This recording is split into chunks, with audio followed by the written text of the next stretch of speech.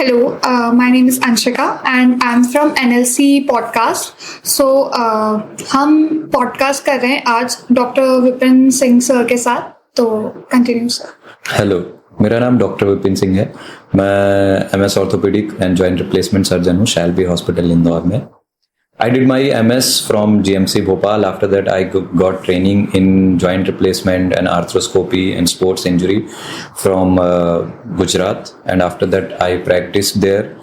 And I was working as a joint replacement surgeon since last 5 to 7 years. So it is a brief introduction about me. Okay. What I'm doing. तो sir आप बताइए, जैसे कुछ patients होते हैं जिनके कुछ क्वेश्चन सवाल होते हैं डॉक्टर से जो कई बार वो पूछ नहीं पाते. तो आज मैं आपसे कुछ ऐसे ही सवाल पूछूंगी जो हमारे कुछ पेशेंट्स हैं जो ऑर्थो से रिलेटेड हैं, तो उन्हें भी कुछ ऐसे सवाल करने थे. तो जैसे पहला सवाल है मेरा कि जब लोग पहली बार आपके पास आते हैं तो उनमें सबसे ज्यादा मिसअंडरस्टैंडिंग क्या होती है? एक्चुअली पेशेंट्स डॉक्टर के पास तभी आते हैं जब उनके खुद के रेमेडीज हैं, उनके खुद के ट्रीटमेंट हैं, वो पूरे नहीं हो पाते या वो चीज़ को डायग्नोस ही नहीं कर पाते कि क्या है. तो वो प्रॉपर डायग्नोसिस के लिए आते हैं. लेकिन आजकल क्या है, ट्रेंड उल्टा है. पेशेंट को पहले कंसल्टेंट या स्पेशलिस्ट से सलाह लेनी चाहिए, उसके बाद अपना फॉलो करना चाहिए ट्रीटमेंट या फिजियोथेरेपी. बट पेशेंट्स पहले क्या है, खुद ChatGPT, गूगल या आसपास के रिलेटिव्स का ट्रीटमेंट फॉलो करते हैं, उसके बाद डॉक्टर के पास आते हैं. तो उनकी जो मिसअंडरस्टैंडिंग बोले या जो सवाल होता है उनका यही होता है कि सर हम तो काफ़ी टाइम से ट्रीटमेंट ले रहे हैं फिर भी कोई आराम नहीं मिल रहा है. तो प्रॉपर टू डायग्नोस एंड उसके बाद प्रॉपर ट्रीटमेंट इसके लिए आता है. Okay, आजकल जैसे पेशेंट्स ये चाहते हैं कि हमारा खर्चा भी ना हो और इलाज भी हो जाए, तो उस हिसाब से आयुर्वेदिक घर का इलाज, तो इन सब में फिर उसमें ही रह जाते हैं कि इट्स नॉट अबाउट कि आयुर्वेदा या फिर मैं किसी के अगेंस्ट बोल रहा हूँ आयुर्वेदा एलोपैथी. बट ये चीज है कि पेशेंट्स जो हैं वो पहले सुनी सुनाई बातों गूगल इन पे ही रह जाते हैं. राइट. तो काफी लेट आते हैं. ऐसा है कि आजकल ऑनलाइन प्लेटफॉर्म इतने ज़्यादा हैं, इतनी ज़्यादा नॉलेज है गूगल पे या ChatGPT पे, तो लोग उस पर ज़्यादा बिलीव कर लेते हैं. तो जब तक हमारे पास आते हैं तो उनका नॉलेज ऐड ऑन हो जाता है हमारे. ChatGPT को अपना डॉक्टर समझ लेते हैं. या that thing is happening. Right. Okay. तो नी पेन प्रॉब्लम ज़्यादा है या अवेयरनेस की कमी है? एक्चुअली हम इसको देखें तो ये दोनों. अगर हम ग्लोबल डेटा के हिसाब से देखें तो 40 ईयर के बाद जो है 25% के आसपास लोगों में नी पेन या आर्थराइटिस की प्रॉब्लम है. और मिसअंडरस्टैंडिंग बोलें या अवेयरनेस की कमी बोलें, इसलिए है क्योंकि लोग उसको समझ लेते हैं कि हो सकता है नॉर्मल पेन हो या हम डॉक्टर के पास जाएंगे तो डॉक्टर हमें ऑपरेशन की सलाह ही देंगे. तो इसलिए लोग आने में लेट करते हैं, डायग्नोस लेट होते हैं और ट्रीटमेंट फिर उस हिसाब से चेंज हो जाता है पेशेंट्स का. कई लोग सोचते हैं कि पेन है मतलब प्रॉब्लम है, लेकिन क्या ये पेन इतना डेंजरस होता है? एक्चुअली अगर पेन काफी लंबे समय से है या एक ही जगह पे बार बार आ रहा है और वो काफी समय तक रह रहा है तो वो एक प्रॉब्लम हो सकती है. लेकिन अगर दर्द आया, ठीक हो गया, कभी ऑन एंड ऑफ आया और फिर अपने आप ठीक हो जाता है, एक्सरसाइज से ठीक हो गया या फिजियोथेरेपी से ठीक हो गया, तो प्रॉब्लम नहीं है. लेकिन अगर एक लोकल साइट पे कंटिन्यूअस पेन है जो काफी समय तक सस्टेन कर रहा है और अगर स्वेलिंग के साथ एसोसिएटेड है तो ये प्रॉब्लम है. आपको इग्नोर नहीं करना चाहिए, आपको स्पेशलिस्ट का सलाह लेनी चाहिए. कई बार स्पेसिफिकली एक्सीडेंट्स के बाद ज्यादा लोग देखते हैं कि कई बार एक्सीडेंट हो जाता है, इलाज पूरा कंप्लीट हो जाता है, आफ्टर कई समय तक उनको पेन होता है, चलने में दिक्कत होता है और फिर लोग उसको बहुत नॉर्मल समझते हैं. बाकी क्या इसमें भी कुछ प्रॉब्लम होती है? देखिए, अगर किसी को एक्सीडेंट हुआ या फ्रैक्चर हुआ, जब एक्सीडेंट हुआ तो 2 तरीके की इंजरी हो सकती है. या तो हमारी बोन जो है वो फ्रैक्चर हो गई, ठीक है, तो फ्रैक्चर हुआ, हम उसको फिक्स करते हैं. या तो हो सकता है जिसको हम सॉफ्ट टिश्यू इंजरी बोलते हैं या मसल की इंजरी हुई. तो मसल इंजरी जो होती है वो ठीक होने में थोड़ा टाइम लेती है, 2 वीक्स 3 वीक्स का रेस्ट लगता है, उसके बाद फिजियोथेरेपी या नॉर्मल मेडिकेशन से ठीक हो जाता है. लेकिन अगर फ्रैक्चर हुआ तो फ्रैक्चर को हमें प्रॉपर ट्रीटमेंट लेना है. या तो हम प्लास्टर या कास्ट से ठीक करते हैं या तो फ्रैक्चर को फिक्स करते हैं, रॉड प्लेट जिससे भी करना. तो एक बार फ्रैक्चर हुआ तो उसकी हीलिंग का एक हीलिंग टाइम के बाद भी अगर पेन हो रहा है और वो सबसाइड नहीं हो रहा है तो फिर प्रॉब्लम है, आपको डॉक्टर को दिखाना चाहिए। लेकिन एक बार फ्रैक्चर हुआ, यूनियन हुआ, उसके बाद आप चलना फिरना चालू करते हो, बट कभी ऑन एंड ऑफ स्वेलिंग होना, थोड़ा स्टिफनेस होना, जकड़न जिसको बोलते हैं, वो होना, वो कॉमन होता है। It happens till 3 months 6 months। After 6 months you are okay, but after 6 months अगर आपको स्वेलिंग बढ़ रही है, पेन बढ़ रहा है, तो फिर आपको उसको इग्नोर नहीं करना चाहिए। सर, आप जैसे इस फील्ड में 8 से 10 साल से हैं, तो आपके पास कुछ ऐसे पेशेंट्स भी आए होंगे, तो आप कुछ पेशेंट्स के बारे में बता सकते हैं? देखिए, एक्चुअली जब आई started a general orthopedic surgeon, तो उस टाइम पे we used to treat all the patients, all the specialty in orthopedics like spine, fracture, whatever was coming।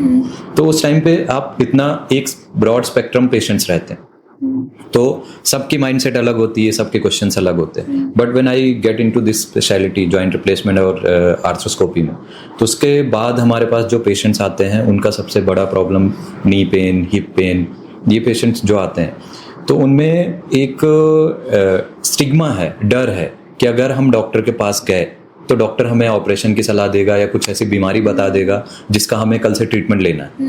तो पेशेंट्स उस चीज़ के लिए डॉक्टर्स के पास कम आते हैं, थोड़ा घबराते हैं। और वो चीज़ कॉमन है कि जैसा मैंने पहले भी बोला कि लोग पहले सोचते हैं कि गूगल से ले लें, या आसपास के रिलेटिव से या आसपास के जो जीपी हमारे जनरल प्रैक्टिशनर हैं उनसे ट्रीटमेंट ले लें, उसके बाद हमारे पास आते हैं। तो काफ़ी डिले, अब जब हम स्पेशलिटी की बात करें तो काफ़ी डिले स्टेज पे आते हैं patients. But the thing is कि अभी ऑनलाइन का प्लेटफॉर्म का फायदा भी ये है कि लोग थोड़ा अवेयर भी हो रहे हैं। जैसे किसी ने सर्च किया तो अवेयरनेस बढ़ रही है, साथ साथ मिस इन्फॉर्मेशन भी है। तो कुछ लोग डर के भी आते हैं कि अरे सर इसमें पेन हो रहा है तो हो सकता है मुझे कैंसर ना हो गया हो, मेरी हड्डी में कैंसर ना हो गया हो। तो वो मिस इन्फॉर्मेशन भी है, eight the same time people aware भी हो रहे हैं कि जल्दी जले जाना चाहिए या ट्रीटमेंट कराना चाहिए। तो these things are happening. Sir, जैसे आजकल के जो यंगस्टर्स हैं जो 25 से 30 साल के हैं, तो उनको भी काफ़ी नी पेन की कंप्लेंट्स है, तो इसमें आप क्या कुछ बताना चाहेंगे कि इसका रियल रीज़न क्या है? अगर मैं इसकी बात करूं एक ग्लोबल प्रॉब्लम की तरह, तो 16 साल से ऊपर जो लोग हैं उनमें आजकल ऐसा है कि जो परसेंटेज ऑफ पेन है, नी पेन है, वो किसी भी तरीके का हो सकता है। That is between 10 to 15%। Above 16 year के पेशेंट्स में भी प्रॉब्लम है। तो 25 से 30 साल के जो यंगस्टर्स हैं आजकल पेन, कंटिन्यूस नी पेन या हिप पेन के साथ आते हैं। तो देखो, कोविड के बाद अगर किसी को हिप पेन ज़्यादा हो रहा है, कोविड के बाद ऐसा देखा गया है कि avascular necrosis of femoral head जो है वो ज़्यादा है, तो हिप की पेन बढ़ी है लोगों में। बट नी पेन या अदर जॉइंट पेन है तो उसका कारण है अपना लाइफस्टाइल और डाइट। हम एक्सरसाइज, मूवमेंट और फिटनेस पे ध्यान कम दे रहे हैं, हमारी डाइट प्रॉपर बैलेंस नहीं है, कैल्शियम, विटामिन D3 या प्रोटीन डाइट जो है वो हमारे डाइट से मिसिंग है, तो इसलिए उनमें बढ़ रही है। एंड सेडेंट्री लाइफ जैसे जैसे है, ऑफिस वर्क हो गया, वर्क फ्रॉम होम हो गया, सिटिंग जॉब ज़्यादा है, तो इस वजह से उनमें ज़्यादा प्रॉब्लम्स है। ओके। जिम स्टार्ट करने के बाद सबसे ज़्यादा कॉमन इंजरी क्या होती है लोगों में?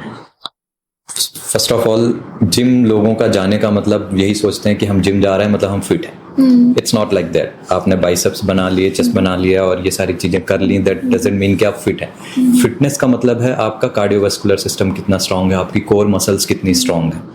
तो जब लोग जिम स्टार्ट करते हैं, तो जिम स्टार्ट करने के बाद उनका जो मन में आए वो एक्सरसाइज कर रहे हैं, जिस फॉर्म में एक्सरसाइज करनी चाहिए वो प्रॉपर फॉर्म नहीं कर रहे हैं। तो सबसे जो रॉन्ग वे है जिम जाने का, नो डाउट जिम जाना एक फिटनेस का तरीका है, बट ऐसा नहीं है कि आप पूरी तरीके से रॉन्ग फॉर्म में करें, जो मसल ट्रेन जिस तरीके से करनी चाहिए वैसे करें। रूटीन जो है, आप ये देखें कि एक ही दिन में 2-2 मसल, 3-3 मसल, या वो एक ही दिन में चाहते हैं कि जिम जाएं और बॉडी बन जाए, तो वो रॉन्ग है, रॉन्ग फॉर्म गलत है। और proper stretching, proper warm up, ये अगर मिसिंग है तो जिम में इंजरी होने के चांसेस बढ़ जाते हैं। Okay, right. लोग अपने हिसाब से एक्सरसाइज कर लेते हैं बिना जिम ट्रेनर के गाइडेंस लिए, तो इस कारण तो वही है कि कई लोगों में देखा गया कि जिम जाने के 2 दिन तक पेन करते रहते हैं, क्योंकि जिम तो कर लिया, उसके बाद स्ट्रेचिंग जो है वो स्ट्रेचिंग पे ध्यान नहीं देते। तो stretching is important thing after gym. अगर किसी को नी पेन हो रहा है तो वो कैसे समझे कि नॉर्मल पेन है या फिर ये लिगामेंट इंजरी है? देखिए, नी पेन नॉर्मल भी हो सकता है। अगर आपको पेन हुआ एक्टिविटी आपने बढ़ा दी, नॉर्मली जो आप करते हो डेली, तो उससे अगर एक्टिविटी बढ़ाई तो क्योंकि बॉडी का लोड नी पे ज़्यादा आता है तो नी पेन हो सकता है, दैट इज़ नॉर्मल, 1-2 दिन में चला जाए।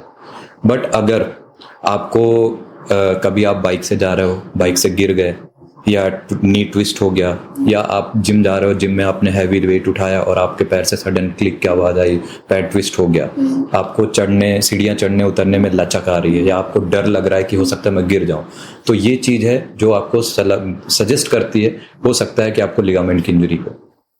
मतलब जॉइंट अगर प्रॉपर लोड नहीं ले रहा है, इम्बैलेंस हो रहे हैं, तो लिगामेंट की इंजरी हो सकती है। और जैसे आजकल जो यंगस्टर्स भी है या फिर जो हर एज का व्यक्ति एस्केलेटर यूज करते हैं एंड लिफ्ट्स यूज करते हैं, सीढ़ियाँ कोई आजकल यूज नहीं करता, तो उसके कारण भी क्या इफेक्ट चीजें होती है? देखिए, सीढ़ियाँ चढ़ना उतरना नी पे लोड बढ़ाती है, ठीक है। तो नी जॉइंट अगर आप स्टेयर्स ज़्यादा यूज कर रहे हैं, डेली आप 1 फ्लोर 2 फ्लोर 3 फ्लोर यूज कर रहे हैं, अगर आप प्रॉपर फॉर्म में नहीं कर रहे हैं, प्रॉपर तरीके से नहीं कर रहे हैं, तो आपके नी जॉइंट का लोड बढ़ाते हैं, नी वेयर एंड टियर बढ़ाते हैं। तो आपको जब स्टेयर्स यूज करनी है तो you have to use like कि नी पे लोड कम आए, बाकी आपके पेल्विक फ्लोर मसल्स या पेल्विक मसल पे ज्यादा लोड आए, तो दैट इज करेक्ट फॉर्म, वो मोबिलिटी बढ़ाता है, लेकिन प्रॉपर फॉर्म। राइट। जैसे अगर किसी को जिम का टाइम नहीं मिलता, तो कुछ ऐसी 2-3 एक्सरसाइज आप बता सकते हैं जो लोग घर पे कर सकते हो, जो उनकी बोन्स के लिए अच्छी हो? अगर जिम जाने का टाइम नहीं मिल रहा है तो मैं पहले भी बोला कि gym is not the way of fitness. Fitness का मतलब है कार्डियोवैस्कुलर, और कार्डियोवैस्कुलर फिटनेस के लिए सबसे जरूरी चीज है रनिंग, जो आप कर सकते हो, जॉगिंग कर सकते हो, आप ब्रिस्क वॉकिंग कर सकते हो। घर पे आप अगर नीज हेल्दी हैं, आपको पेन नहीं है, तो आप नॉर्मल स्क्वाट्स पुशअप्स घर पे कर सकते हो। ये सारी चीजें जॉइंट मोबिलिटी को बढ़ाती हैं। Walking, running, cycling and swimming, these are good for all the joints in the body. क्या जॉइंट्स का डैमेज एज से लिंक है या फिर लाइफस्टाइल से? Actually both. With the age wear and tear बढ़ता है, तो अगर हम नी प्रॉब्लम, नी ऑस्टियोआर्थराइटिस की बात करें, नी प्रॉब्लम की बात करें, तो फीमेल्स में मेल के कंपैरिजन में 1.7 to 1.8 टाइम्स, या रफली बोलें तो 2 गुना ज़्यादा होती है। वो इसलिए कि फीमेल्स में आफ्टर 40 हार्मोनल इम्बैलेंस होने की वजह से, कैल्शियम बॉडी में कम होने की वजह से, और अपना जो इंडियन फीमेल्स हैं उनमें डाइट में भी ऐसा होता है ना कि उनका ये रहता है कि हस्बैंड ने खा लिया, बच्चों ने खा लिया, और जो बचा हमने खा लिया, तो डाइट में हेल्दी चीज़ें मिसिंग हैं। तो फीमेल्स में नी पेन या हिप पेन की प्रॉब्लम्स मेल से ज़्यादा है। तो एज के साथ साथ जैसे जैसे एज बढ़ती है, हमारी मोबिलिटी कम होती जाती है, मसल में स्ट्रेंथ कम होती जाती है, और इसके साथ में बोन्स का वेयर एंड टियर बढ़ता है, जो कार्टिलेज होता है। तो एज रिलेटेड इशू है। एंड सेकेंड, लाइफस्टाइल, क्योंकि हमें ऐसी लाइफस्टाइल की आदत हो चुकी है, सेडेंटरी बैठे रहने की, फिटनेस का टाइम नहीं है, तो इस वजह से ये प्रॉब्लम एड ऑन हो रही। तो it's both age related as well as अपना सेडेंटरी लाइफस्टाइल। सर, वेट का कितना इम्पैक्ट होता है नी पेन पर? वेट का नी पेन पर डायरेक्ट इम्पैक्ट है।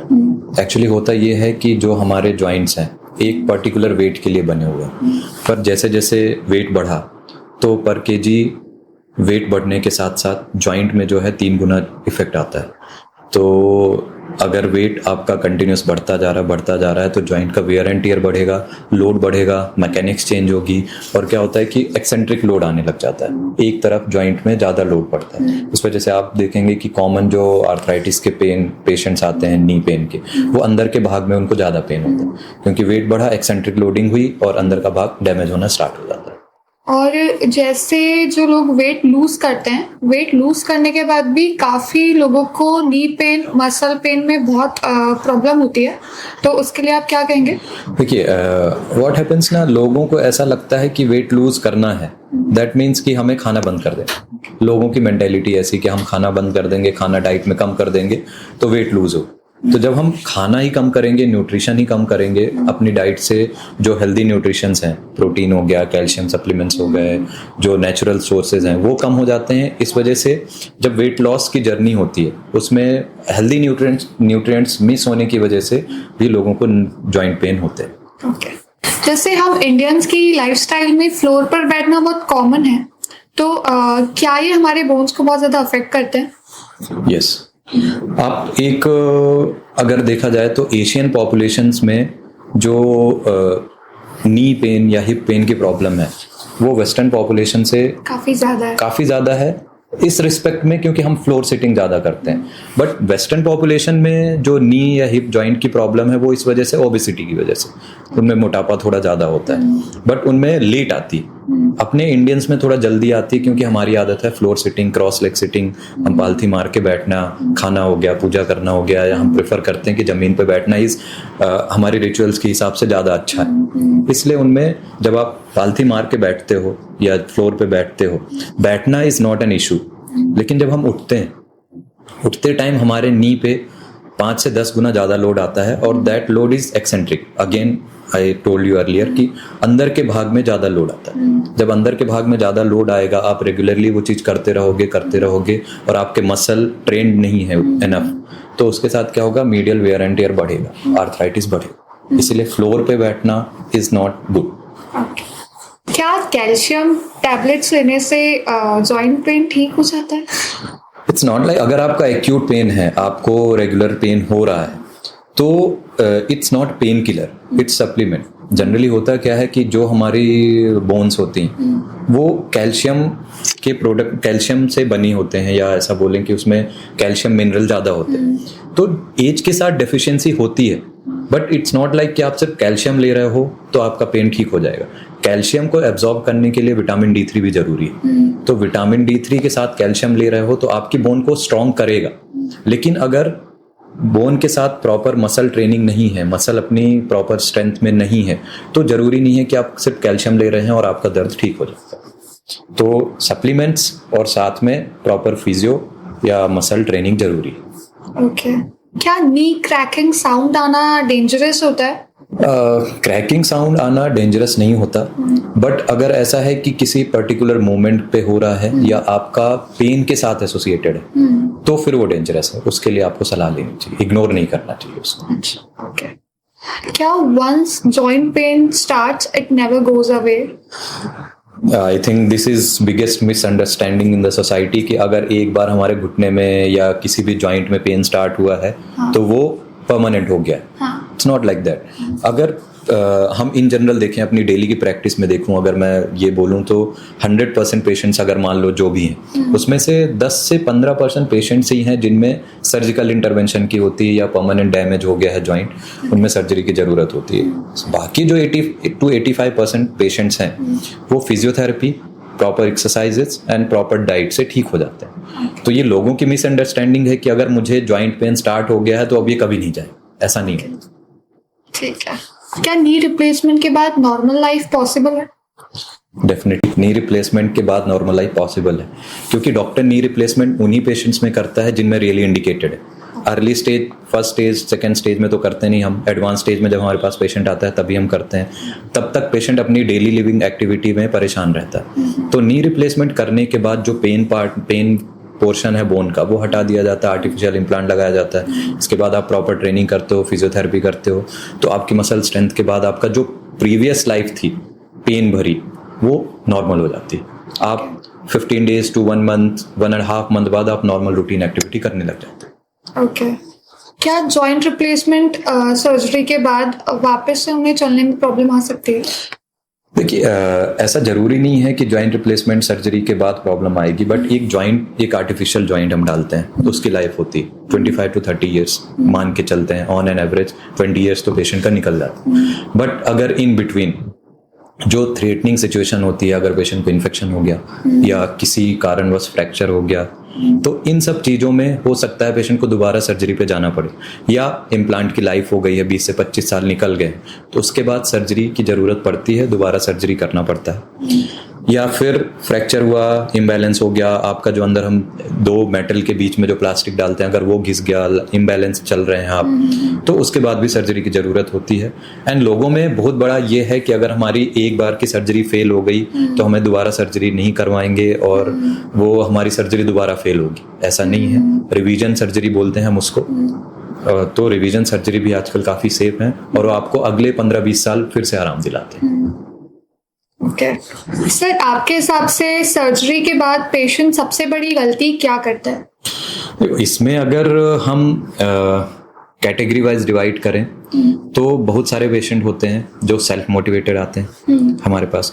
पेशेंट्स होते हैं जो कि इतना परेशान हो रखे हैं अपनी लाइफ में और उसके बाद उनके रिलेटिव्स उनको लेके आते हैं पर इतने मोटिवेटेड नहीं है। तो जो पेशेंट मोटिवेटेड है, कुछ पेशेंट्स एक्स्ट्रा मोटिवेटेड होते हैं कि हमारी सर्जरी हो गई, अब हम 15 दिन बाद जाके नॉर्मल काम करने लग जाएंगे, तो प्रॉपर फिजियो नहीं करना है, रिहैब नहीं करना है और उसके बाद अर्ली उस पर चले जाते हैं। तो अर्ली अपने जॉइंट का केयर ना करना भी एक तरीके से प्रॉब्लम है। सेकेंड थिंग होती है, पेशेंट ये कहते हैं कि हमारा नी रिप्लेसमेंट या हिप रिप्लेसमेंट सर्जरी हुई है, इसके बाद हमें अब रेस्ट की सलाह है, अब हम रेस्ट करेंगे, प्रॉपर फिजियो नहीं करेंगे, चलना फिरना नहीं करेंगे, तो उस चक्कर में पेशेंट का स्टिफनेस और रिकवरी स्लो हो जाती है। तो ओवर मोटिवेटेड और नॉन मोटिवेटेड, तो फिजियो ना करने वाले पेशेंट भी ज़्यादा होते हैं, गलती करते हैं वो कि फिजियो नहीं करते, तो रिकवरी उनकी बहुत डिले हो जाती है और उसके बाद वो बोलते हैं कि हमारा ऑपरेशन अच्छे से नहीं हुआ। ओके, फिर डॉक्टर को ब्लेम कर देते हैं, डॉक्टर या व्हाटएवर, जॉइंट को, सर्जरी को,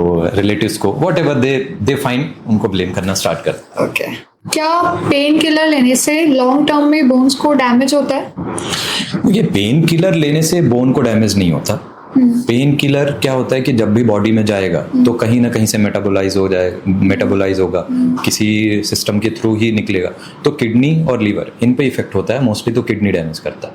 अगर आप शॉर्ट टर्म के लिए ले रहे हो, 5 दिन 10 दिन के लिए ले रहे हो तो कोई प्रॉब्लम नहीं, लेकिन अगर आप कंटिन्यूअस महीने भर, साल भर, 1.5 साल कंटिन्यू करते हो तो आपके लीवर और किडनी को डैमेज करता है। डॉक्टर, नी रिप्लेसमेंट का नाम सुनते ही पेशेंट्स बहुत ज़्यादा डर जाते हैं, तो आप इस सिचुएशन को कैसे मैनेज करते हैं? Obviously knee replacement is not a simple surgery. ये छोटी सी सर्जरी है कि मैं बोल दूं कि यार नी रिप्लेसमेंट छोटी सर्जरी, आओ करा लो और नॉर्मल हो जाओगे। पेशेंट में डर होना वाजिब है, लेकिन इतना भी डर नहीं होना चाहिए कि आप इसको इस स्टेज तक ले जाओ कि आपको स्टिक की जरूरत पड़ रही है, आप डेली का काम नहीं कर पा रहे हो, आप व्हील चेयर में आ रहे हो, या आपको किसी की हेल्प की जरूरत पड़ रही है अपनी डेली का काम करने में। तो इस स्टेज तक नहीं जाना चाहिए। लेकिन नी replacement surgery is safe surgery. आपकी जो पेन है, पेन को कम करता है। अब ये पेशेंट टू पेशेंट है, वेरिएशन है, इसमें भी नी रिप्लेसमेंट सर्जरी में भी वेरिएशन है, but 85 to 90% patients are happy after knee replacement surgery. Okay. क्या हर जॉइंट पेन का सोल्यूशन सर्जरी होता है या डॉक्टर हमें डरा देते हैं?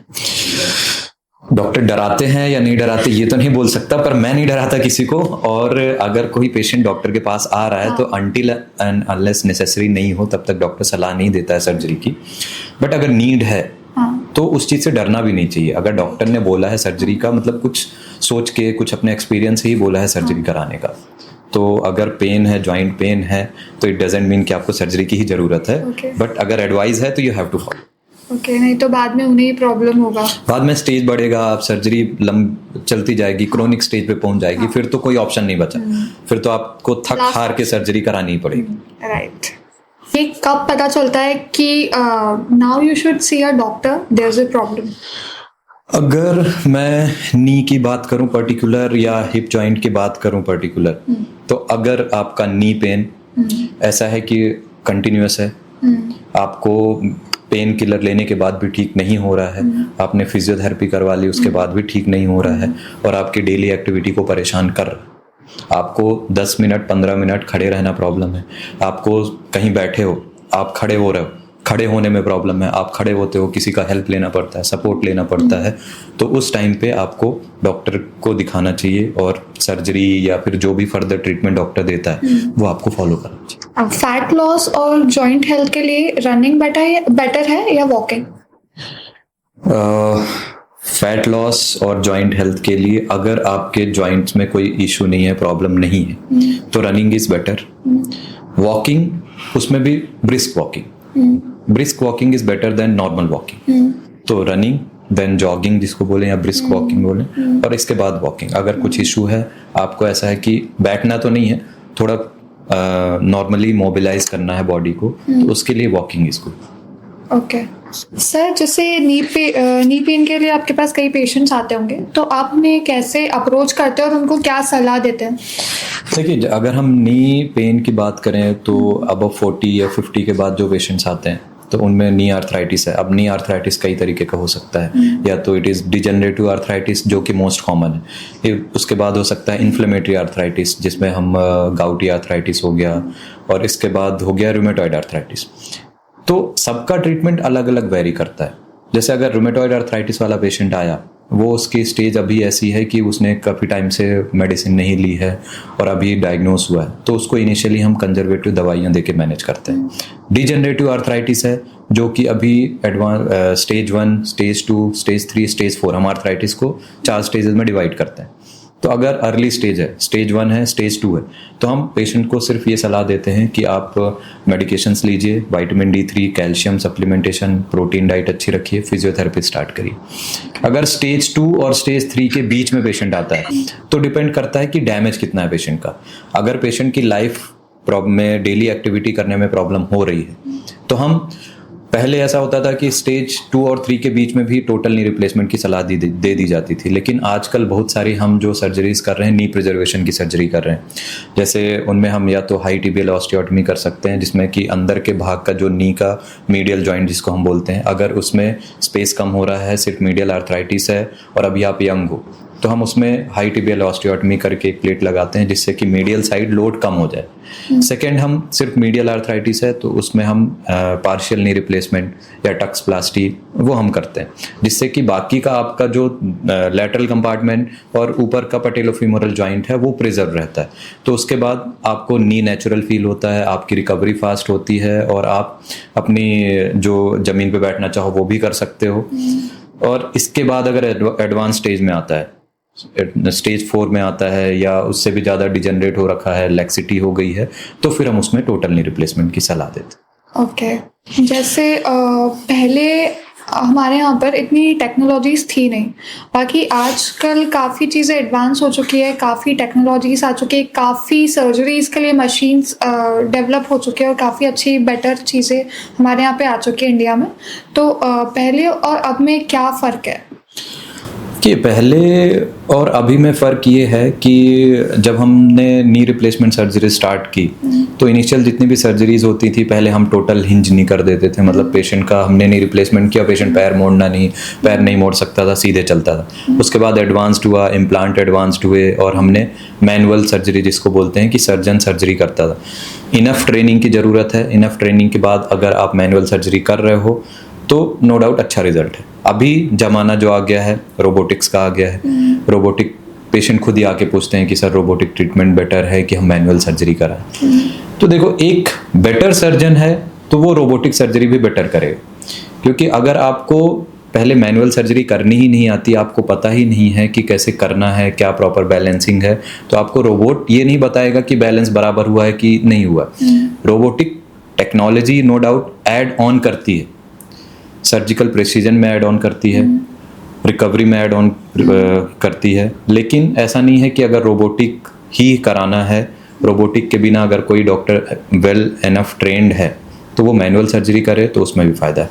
रोबोटिक का एडवांटेज ये है कि आपको पेशेंट का घुटना खोले बिना ही पहले ही पता लग जाता है कि उसमें कौन से साइज़ का इम्प्लांट फिट होगा, कितना ख़राब है और हम सर्जरी के बाद कितना करेक्शन कर सकते हैं, तो इससे प्रेसिजन थोड़ा सा बढ़ जाता है। तो ये ऐड ऑन होता है पेशेंट के लिए। ओके। लाइक कोई वर्किंग अगर है और वो आपके पास सर्जरी के लिए आते हैं और हॉस्पिटलाइजेशन वगैरह सब कुछ मिला करके उसमें कितना ड्यूरेशन लग जाता है? देखिए, अगर हम ऐसा बात करें कि पेशेंट हमारे पास सर्जरी के लिए आया है तो आई विल स्टार्ट विद कि पेशेंट को सर्जिकल टाइम से लेके पेशेंट एडमिट होता है हमारे पास, एडमिट हुआ, हमने उसका फिटनेस कराया, वर्कअप कराया, उसके बाद हम सर्जरी करते हैं और surgery time is mostly 35 to 40 minutes of surgical time. After that 15-20 minutes का हमारा जो हमने खोला है उसमें टाँके लगाना जो बोलें या क्लोज़र बोलें वो होता है, तो टोटल 1.5 आवर में पेशेंट ओटी से बाहर आ जाता है। उसके बाद पेशेंट शाम को हम पेशेंट को चला देते हैं same day, and next day अगर हमने सिर्फ एक घुटना किया, दोनों घुटने रिप्लेस नहीं किए, तो हम पेशेंट को नेक्स्ट डे सीढ़ी चढ़ा देते हैं एंड थर्ड डे पेशेंट को डिस्चार्ज कर देते हैं। After third day for 10 to 15 days patient को फिजियोथेरेपी की ज़रूरत होती है, जो कि घर पे आके करते हैं या आपके पास में कोई सेंटर है तो आप वहाँ जा सकते हैं। 15th डे आफ्टर सर्जरी टाँके निकलते हैं। टाँके निकलने के बाद आप 1 से 2 किलोमीटर वॉक कर सकते हो। अगर आपका ऑफिस वर्क है तो आप ऑफिस वर्क पे जा सकते हो। एंड अगर आपकी फिजियोथेरेपी एनफ हुई है, आपकी रिकवरी अच्छी है, 15 दिन बाद जब आप डॉक्टर से मिलते हो तो डॉक्टर ये आपको देखने के बाद ये असेस कर लेते हैं कि आप आगे क्या प्रोग्रेस करोगे। तो अगर फिजियोथेरेपी अच्छी है तो 1 मंथ बाद आप अपने ऑफिस में जा सकते हो, कार चला सकते हो, एंड आफ्टर 1.5 मंथ आप बाइक या 2 व्हीलर चला सकते हो। तो total recovery time starting from surgery तो आपकी जो डेली एक्टिविटी है, डेली ऑफिस वर्क है, उसमें जाने में 15 डेज टू 1 मंथ का टाइम। इट डिपेंड्स अपॉन आपका रिकवरी कैसी हुई, आपकी फिजियोथेरेपी कैसी हुई। एंड टोटल ड्यूरेशन की बात करूं तो लोग ऐसा बोलते हैं कि सर्जरी करने के बाद 3 से 4 महीने, 5 महीने, 6 महीने, इनफैक्ट कई डॉक्टर्स भी ऐसा बोलते हैं कि नी रिप्लेसमेंट के बाद 5 से 6 महीने लग जाते हैं रिकवरी में। It's not like that. आप प्रॉपर टाइम पे, प्रॉपर गाइडेंस के साथ डॉक्टर के फॉलोअप में रहें और प्रॉपर फिजियोथेरेपी करते रहें तो 1 month to 3 months, after 3 months तो you are absolutely fine, you can do whatever you want to do. Okay, जैसे कई पेशेंट्स और कई लोगों से ऐसा भी सुनने में आता है कि स्पेसिफिकली मॉनसून के सीज़न में उनको काफ़ी, जहाँ पे सर्जरी हुआ है तो वो जगह काफ़ी पेन करता है, तो इस पर आप कुछ कहेंगे? इट्स नॉट लाइक कि मौसम के हिसाब से सर्जरी बदलती है, मौसम के हिसाब से सर्जरी की जाती है, ऐसा नहीं है। पर विंटर की बात करें अगर, तो कुछ पेशेंट्स ऐसा फील करते हैं कि मसल स्टिफनेस ज़्यादा होती है।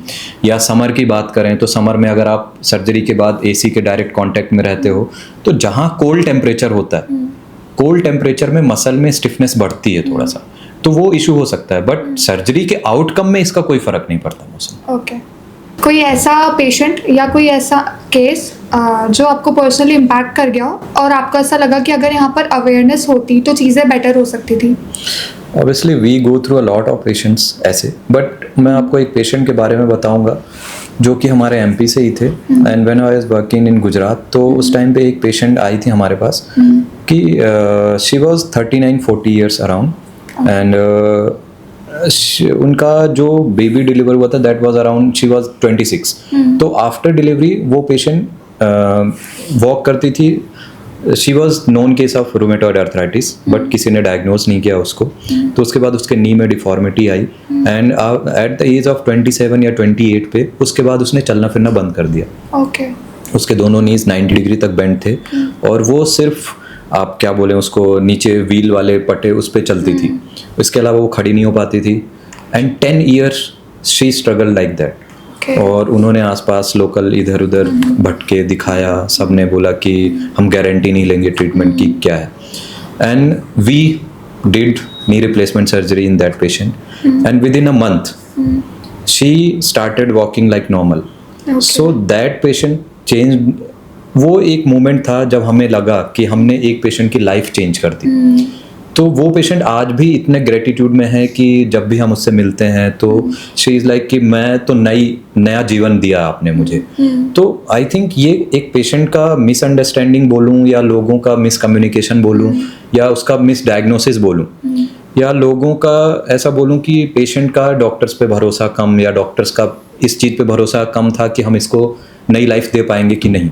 But that one moment changed us कि अगर उसको प्रॉपर डायग्नोसिस हो जाती, प्रॉपर ट्रीटमेंट हो जाता, तो वो 10 साल जो उसने अपने बेकार किए वो और अच्छे से निकाल सकती थी। ओके, जैसे अगर मैं आपसे पूछूं कि आपको 8 से 10 साल हो चुके हैं, 10 साल से ज़्यादा हो चुके हैं इनफैक्ट, तो क्या पैटर्न आया है पेशेंट्स में और सर्जरीज में, और क्या आपको सरप्राइजिंग चेंज लगा? तो सरप्राइजिंग ट्रेन पेशेंट के बिहेवियर में नहीं हुआ है, बट पेशेंट के अवेयरनेस में थोड़ा हुआ है। जो यंग जनरेशन आ रही है that is more towards fitness, वो थोड़ा सा अवेयर हुए हैं, but at the same time they are misinformed, because Gen Z बोले या यंग जनरेशन बोले, they are using this Google information, ChatGPT information, तो उनके पास अवेयरनेस तो बढ़ी है, but at the same time they are misinformed कि हमें किस टाइम पे प्रॉपर ट्रीटमेंट प्रॉपर कंसल्टेंट से लेना चाहिए, स्पेशलिस्ट को मिलना चाहिए, वो एक चेंज हुआ है। और दूसरा, पेशेंट के पास अभी ऑप्शंस ज़्यादा, पेशेंट क्या है, गूगल नॉलेज लेके आता है आपके पास, और आपके पास अपनी नॉलेज इम्पार्ट करता है कि नहीं हमने तो ऐसा देखा है, आप ये बता रहे हो, तो इसमें जो कॉन्ट्राडिक्शन होता है that is day by day increasing, patients में वो बढ़ रहा है। तो दैट सरप्राइज अस डॉक्टर्स को कि आप प्रॉपर पहले उस चीज़ को एनालाइज करो, उसके बाद आप डॉक्टर से उस चीज़ के लिए सलाह लो। राइट। और आजकल के जो पेशेंट्स हैं, मतलब आजकल के जो लोग हैं, जनरेशन है, दे आर फॉलोइंग रील्स। तो रील्स में भी कई बार ऐसा होता है कि अलग अलग तरह के डॉक्टर्स अलग अलग बातें करते हैं, तो फिर लोग उनकी बातों में भी आकर के अपने डॉक्टर से लाइक आर्ग्यूमेंट करते हैं कि वो डॉक्टर ने ऐसा कहा था, आप ऐसा कह रहे हो। तो उस चीज़ में भी आपको काफ़ी डिफिकल्टीज फेस करना पड़ती होगी। देखिए, आजकल ऐसा हो गया है कि influencers are becoming doctors and doctors have to become influencers. तो लोगों को प्रॉपर नॉलेज है नहीं, और इन्फ्लुएंसर्स जो हैं वो लोगों को मिस इन्फॉर्मेशन दे रहे हैं। आई एम नॉट सेइंग कि सारे इन्फ्लुएंसर्स जो हेल्थ पे, जॉइंट हेल्थ पे, न्यूट्रिशन पे, डाइट पे रील्स बनाते हैं या मैसेजेस डिलीवर करते हैं, they are wrong, but most of them are wrong. Right. Because without, आप एक डॉक्टर बनता है 10-15 ईयर्स की रिगरस स्टडी के बाद उसने इतनी नॉलेज गेन की है, और आप सिर्फ पेपर पढ़ के, आर्टिकल पढ़ के उस चीज़ को कोट करो, तो दैट इज़ नॉट ट्रू। तो इसलिए जो रील देख के या इन्फ्लुएंसर्स को फॉलो करते हैं, तो दैट इज़ नॉट ब्लाइंड, आपको ब्लाइंडली नहीं फॉलो करना है। You have to research, you have to follow your doctor, consult करना है, इसके बाद आप उस चीज़ को फॉलो करो, दैट इज सेंसिबल। जैसे हम लोग इंदौरीज है, तो हमको बहुत ज़्यादा जंक फूड पसंद है, तो हम लोग बहुत ज़्यादा जंक फूड कंज्यूम करते हैं। तो क्या खराब चीज़ें हो सकती है हमारे जॉइंट्स के साथ, हमारी बोन्स के साथ, अगर हम इसे रेगुलर कंज्यूम करते हैं? तो देखिए, junk food is never N healthy option. अगर आपकी डाइट में कैल्शियम, विटामिन D3, प्रोटीन ये मिसिंग है, तो आप चाहे जंक खाओ या कोई भी फूड खाओ जिसमें बैलेंस्ड डाइट नहीं है, जितने अमाउंट में फैट होना चाहिए, जितने अमाउंट में कार्ब्स होने चाहिए, जितने अमाउंट में प्रोटीन्स होने चाहिए, मिनरल्स होने चाहिए, अगर ये नहीं है, मिसिंग है डेली डाइट में, तो आपकी हेल्थ को ही इम्पैक्ट कर रहे हैं। जब आपकी टोटल ओवरऑल हेल्थ ही इम्पैक्ट होगी, तो no doubt bones and joints तो इम्पैक्ट होने ही वाले हैं। मसल वीकनेस होगी, इसके साथ साथ ओबेसिटी बढ़ेगी तो वो भी आपके जॉइंट्स और मसल्स पे इम्पैक्ट करेंगे। तो junk is never N healthy option. Okay. आपको डॉक्टर फील्ड में ऑर्थो बनने की मोटिवेशन कहाँ से मिली? देखिए, डॉक्टर बनने की प्रेरणा तो मुझे बचपन से थी। When I will tell you a story, when I was in I think 5th और 6th क्लास, तो मेरे आसपास की सोसाइटी में बहुत सारे स्टूडेंट्स थे जो कि प्रिपेयर कर रहे थे PMT के लिए। उस टाइम पे PMT होती थी, मेडिकल एंट्रेंस एग्जाम, तो उसकी प्रिपरेशन कर रहे थे, and they were preparing for almost 5 years 7 years। तो मुझे ये लगता था कि ऐसा कौन सा इतना डिफिकल्ट एग्जाम है जिसको ये लोग निकाल नहीं पा रहे हैं। तो इन 7th 8th क्लास जब मैं पहुंचा, तो साइंस और उसमें थोड़ा इंटरेस्ट बढ़ा, तो मुझे ये लगा कि मुझे कुछ ना कुछ करके ये जो 7 साल से नहीं निकाल पा रहे हैं, मुझे वो एग्ज़ाम निकालना है। अब इसके बाद फिर घर में मोटिवेशन बढ़ा कि डॉक्टर ऐसे होते हैं, सोसाइटी में अच्छे होते हैं, ये होता है। तो डॉक्टर बनने की मोटिवेशन तो मुझे 8th 9th क्लास से बनी। एंड देन ऑर्थो की जब मैं MBBS कर रहा था, तो आफ्टर MBBS हमारी 1 साल की इंटर्नशिप होती है। तो इंटर्नशिप में हमारी पहली पोस्टिंग ही ऑर्थोपेडिक्स में लगी थी। तो मैंने ये देखा कि ऑर्थोपेडिक्स में जो लड़के काम कर रहे हैं, एक तो दे आर हार्ड वर्किंग, और प्लास्टर लगाना और ये सारी चीज़ें मुझे काफ़ी इंटरेस्टिंग लगी थी, रादर देन सर्जरी करना। और वो तो सर्जिकल का इंटरेस्ट बाद में आया। मेडिसिन में आप सिर्फ दवाई लिख रहे हो, ये कर रहे हो, उस पर आप खींच रहे हो, किसी की हड्डी बिठा रहे हो, टूट के हड्डी 2 टुकड़े में आप उसको सीधी कर रहे हो, वो बहुत फैसिनेटिंग लगता था, इसलिए मुझे ऑर्थो का इंटरेस्ट आया। ओके। सर, फुटवेयर कितना इम्पोर्टेंट होते हैं जॉइंट की हेल्थ के लिए? देखिए, प्रॉपर फुटवेयर्स पहनना जॉइंट हेल्थ के लिए अच्छे होते हैं, और दे इम्पैक्ट जॉइंट पे उनका अच्छा होता है। जैसे अगर आप हाई हील्स पहनते हो, तो हाई हील्स की वजह से आपकी जो बॉडी की मैकेनिक्स होती है वो चेंज होती है। आपका पैर ऐसा रहता है, जो एंगल है बॉडी का, जो लोड है वो चेंज हो जाता है। इसकी वजह से एक तो एंकल और नी पेन दोनों बढ़ते हैं। सेकेंड थिंग होती है कि अगर आप फ्लैट भी पहन रहे हो, फ्लैट फुट भी, मतलब फ्लैट स्लीपर्स या फ्लैट शोल जो स्लीपर्स होते हैं, वो भी उतने अच्छे नहीं होते हैं। क्यों? क्योंकि आपको उसके लिए ज़्यादा एक्सर्शन करना पड़ता है। आपको प्रॉपर फुटवेयर का मतलब, अगर आप रनिंग कर रहे हो, जंपिंग कर रहे हो, जॉगिंग कर रहे हो, तो उसके लिए प्रॉपर कुशनिंग होनी चाहिए। और जो हील है, जो आपके टोज और हील के बीच में कम से कम 2 to 2.5 सेंटीमीटर का डिफरेंस होना चाहिए, मतलब कि आपका हील रेज होना चाहिए। एंड सेकेंड थिंग, उसमें कुशंस सॉफ्टनेस होनी चाहिए। तो प्रॉपर फुटवेयर जॉइंट हेल्थ को बढ़ाता है, मतलब जॉइंट को हेल्दी रखता है। तो हर एक्टिविटी के लिए प्रॉपर शू होने चाहिए। ओके सर, जैसे नी पेन में लोग काफ़ी कंफ्यूज रहते हैं कि हीट लगाए या फिर आइस, तो क्या ज़्यादा बेटर है? देखिए, अगर ये बहुत कॉमन कन्फ्यूजन है लोगों के बीच में, लेकिन अगर कोई एक्यूट इंजरी है जो कि अभी अभी हुई है, आपको चोट लगी या आपका पैर मुड़ गया है या आजकल में पेन स्टार्ट हुआ है जो कि अभी 5 से 6 दिन पुराना है, तो उस टाइम पे आइस यूज़ करना चाहिए। और अगर कोई क्रोनिक कंडीशन है, काफ़ी समय से चली आ रही है या अचानक से मसल में स्पाज्म हो गया है, तो उस टाइम पे आपको हीट यूज़ करनी चाहिए। ओके फैट लॉस के लिए रनिंग बेटर है या वॉकिंग बेटर है?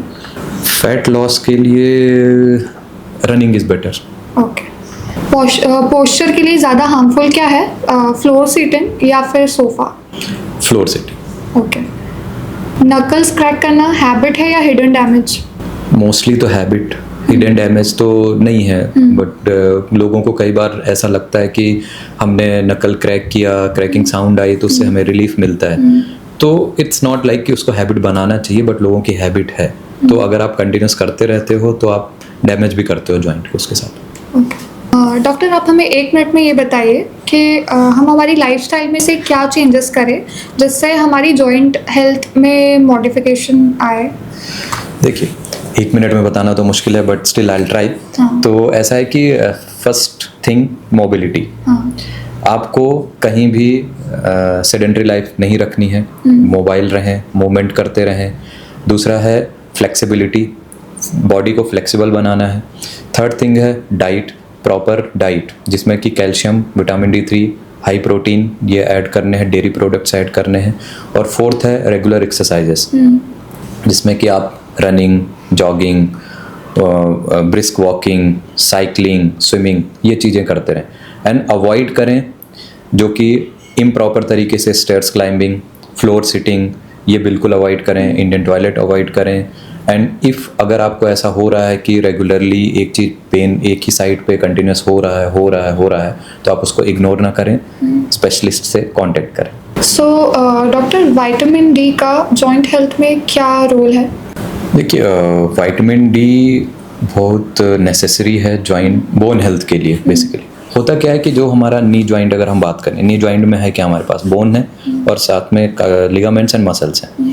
तो अगर हमारी मसल्स प्रॉपरली ट्रेंड है तो बोन्स में लोड कम होता है, बट अगर प्रॉपरली ट्रेंड नहीं है, eight the same time bone strong नहीं है या बोन बोलें कमज़ोर है, न्यूट्रिशन वाइज कमज़ोर है, जिसको ऑस्टियोपोरोसिस बोलते हैं, या उसमें कैल्शियम, विटामिन D3 की कमी है, तो उस टाइम पे विटामिन डी का रोल है। अब विटामिन डी डिफिशिएंसी अगर हम इन जनरल बात करने जाएं तो इंडिया में एक तरीके से पैंडेमिक है। 80% पेशेंट्स जो हैं डेफिशिएंट है, और उसमें भी फीमेल्स में ज़्यादा डेफिशिएंट होता है। क्यों? क्योंकि विटामिन D3 का रिचेस्ट सोर्स क्या है? सनलाइट।